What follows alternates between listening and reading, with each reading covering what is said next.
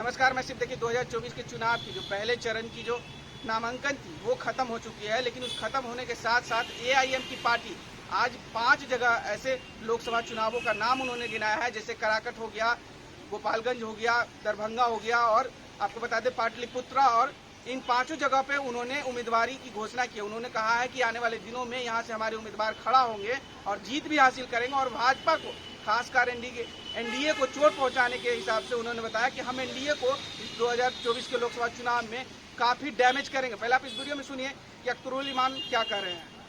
दरअसल कई सीटों का ऐलान पार्टी कर रही है, क्योंकि हमने पिछले दिनों में 11 सीटों का ऐलान किया था और काफी अवामी दबाव है, हमारे संगठन के लोग भी और आम जनों का भी काफी दबाव है कि एमआईएम और सीटों से लड़े।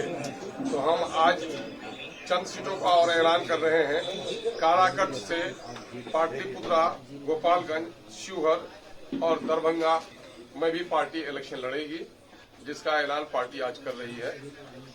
मधुबनी से भी काफी दबाव है, उसके बारे में हम लोग गौर कर रहे हैं, लेकिन इन जगहों पर पार्टी इलेक्शन लड़ेगी, जिसका ऐलान हम लोग कर रहे हैं। और कई उम्मीदवार हमारे यहाँ हैं।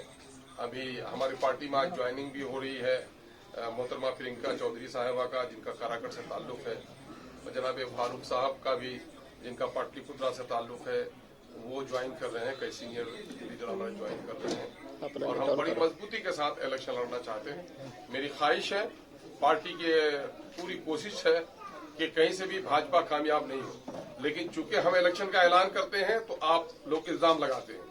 हमारी पूरी कोशिश रही 2020 में भी, मैंने तमाम तर मिली ऑर्गेनाइजेशन को कहा कि मुझे गठबंधन का पार्टनर बना दिया जाए।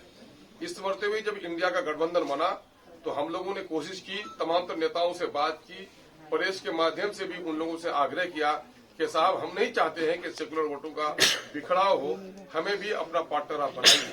लेकिन ये लोग सिर्फ बीजेपी का खौफ दिखाकर माइनॉरिटी की क़यादत को, माइनॉरिटी की लीडरशिप को कहीं उभरने नहीं देना चाहते। हालांकि एमआईएम अपने टिकट के बंटवारे में पिछले दिनों में भी हमने इलेक्शन लड़ा था, तो ऐसा कुछ भी नहीं था कि हमने नॉन माइनॉरिटी को वोट नहीं दिया, ये टिकट नहीं दिया।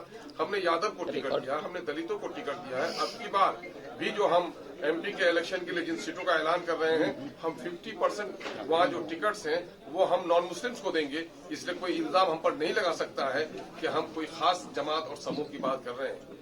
हमने इंडिया गठबंधन के लोगों से बार बार गुजारिश की। बहुत सारी हमारी जो मुस्लिम संगठन है, मुस्लिम तंजीमें हैं, इन लोगों को भी यह खदशा रहता था कि हमारे आने से सेकुलरों का बिखराव होगा। इन लोगों से भी गुजारिश की कि आप भी हमारे लिए वकालत कीजिए कि हम सेकुलरों का बिखराव नहीं चाहते हैं, लेकिन हम अपने वजूद को बाकी रखना चाहते हैं। क्या मुस्लिम लीडरशिप के लिए कोई गुंजाइश नहीं है बिहार में? क्या सोकॉल जो सेकुलर पार्टियां हैं, ये पार्टियां सिर्फ मुसलमानों को बीजेपी का खौफ दिखाकर दबाकर रखना चाहती हैं? अभी जाति आधारित जो गणना आई है, जो हम लोग चीख रहे थे, चिल्ला रहे थे कि माइनॉरिटी के लोगों को इन लोगों ने हाशिए पर डाल दिया है, और ये 30-35 साल के दरमियान में, जिसमें राजद, जदयू, कांग्रेस और भाजपा सभी लोग शामिल रहे हैं, मुसलमानों की 60% नौकरियों से इनको वंचित कर दिया गया। जाहिर है कि बिहार में इस वक्त नौकरियां सलाहियत पर मिलती हैं, चूंकि मुस्लिम अकलियत के लोग पसमानदा हैं, पिछड़े हो गए हैं, गरीब हो गए हैं, उनका एजुकेशनल अपलिफ्टमेंट नहीं हुआ है, तो उनको विशेष वो रिजर्वेशन दिया जाए, उसकी बात भी सरकार नहीं सुन रही है। जो ओबीसी लिस्ट में जो रिजर्वेशन का शेयर है, वो शेयर भी उनको नहीं दिया जा रहा है। और आज किसी से ये बात ढकी छुपी नहीं है कि नौकरियां अब सलाहियत से पैरवी पर बिहार में मिल रही है। जिन लोगों का पहले मास्टर रोड पे बहाली होती है, उन्हीं को परमानेंट किया जाता है, तो वहां पर सलाहियत देखी नहीं जाती, वह पैरवी देखी जाती है।